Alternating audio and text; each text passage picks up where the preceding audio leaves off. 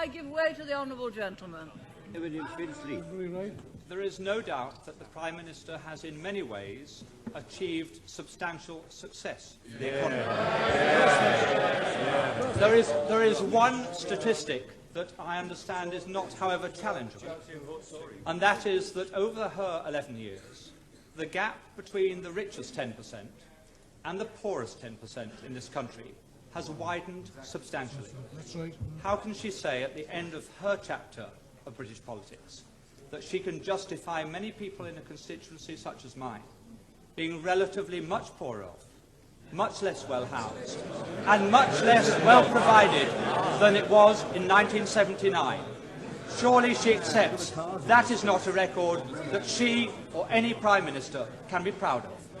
Mr. Speaker, all levels of income are better off than they were in 1979. But what the honourable member is saying is that he would rather the poor were poorer, provided the rich were less rich. That way you will never create the wealth for better social services as we have. And what a policy! Yes, he would rather have the poor poorer, provided the rich were less rich. That is the Liberal policy. Yes, it came out. He didn't intend it to, but he did. I give way to the honourable gentleman. I'm extremely grateful. The Prime Minister is aware that I detest every single one of her domestic policies, and I've never hid that. And I think that the honourable gentleman knows that I have the same contempt for his socialist policies as the people of East Europe who have experienced it have it for theirs.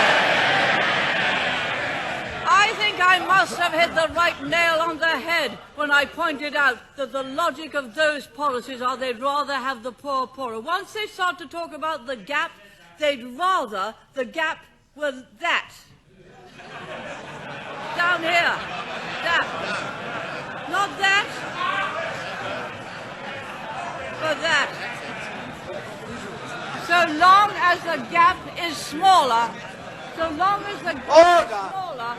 they'd rather have the poor poorer. You do not create wealth and opportunity that way. You do not create a property-owning democracy that way.